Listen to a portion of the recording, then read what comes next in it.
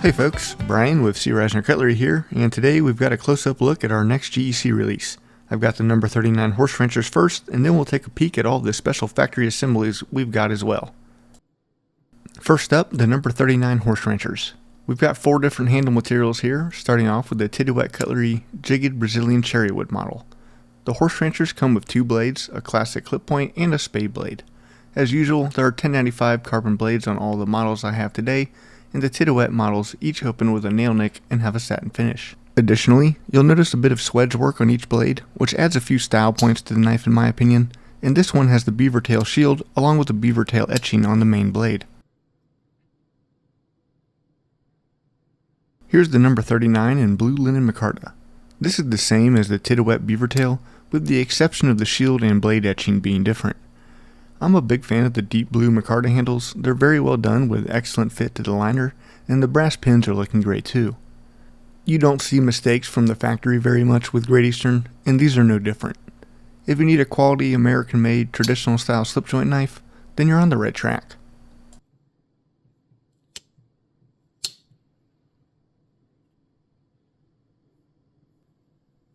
Moving along, here's the Indian Paintbrush Worm Groove Horse Wrencher.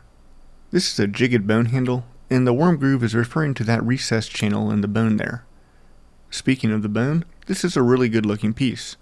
The die job is excellent, with pretty consistent take all across, and you get a nice yellow tinge on the edge of the handle as well. This one is a Northfield, but that doesn't change much with the exception of the nail nick being replaced by a long pull, and the blade has a brightly polished finish, with a bit more aggressive swedge. Regardless of which one you pick, you're getting the best of American-made slip joints.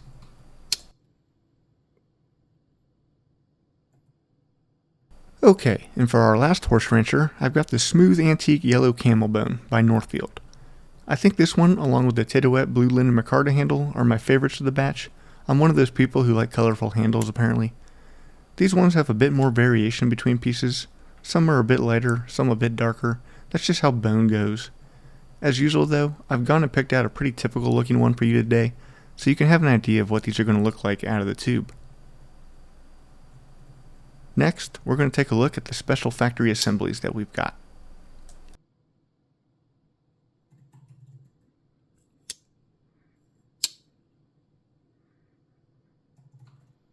Here's the first of the 6 SFAs I'm going to show you today. If you don't know what an SFA is, it means Special Factory Assembly. Basically something that GEC made in small quantities from materials and extra pieces they had in the factory. This is the Keychain knife, and as you might suspect, it's supposed to go on your keychain. Or you can keep the neat little lanyard it comes with and put it in your pocket. It's the tiniest knife I've ever seen come out of Titusville, being a little over 4.5 inches fully open and only weighing in at less than 1/2 ounce. Being an SFA, we only have a couple of them, so I imagine they're going to go pretty quickly. Okay, now we've got a Farm and Field SFA to show off. This is the number 62 pocket carver in black crackle acrylic with the black liner. You get 3 blades with this one, a 2 1/4 inch main blade, and 2 smaller secondaries, all Wharncliffes. As the name implies, this is a carving or whittling knife. The Wharncliffe blades are small, but very sharp right from the factory, and while you're not going to be doing a lot of bushcraft with this, you could absolutely get your start in wood carving with it. The black crackle acrylic handle is super cool. If you're familiar with the Cryptek camouflage pattern, that's what came to my mind when I pulled this out of the tube. This is our last Northfield of the day, the GEC number 14 in Exotic India Smooth Oiled Bone. This is a lightly colored, smooth bone handle with a classic shield.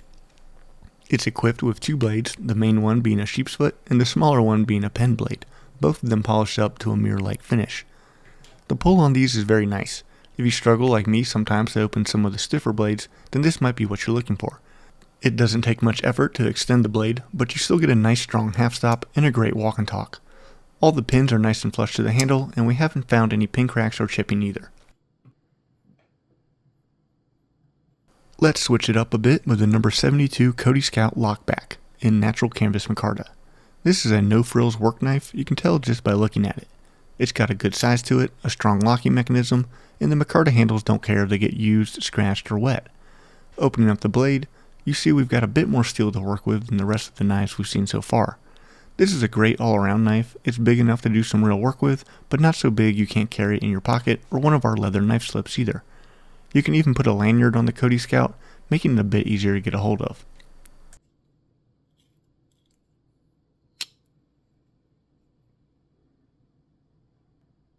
Alright, we're almost done. This last SFA I have for you today comes in two different handle materials.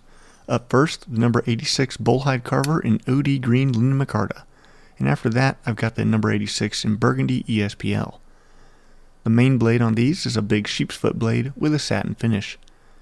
But what makes these interesting is the second blade, or tool, whatever you want to call it. It's actually a leather punch, and that may seem like something you might not have a use for, but that's just because you don't have any leather to work on yet.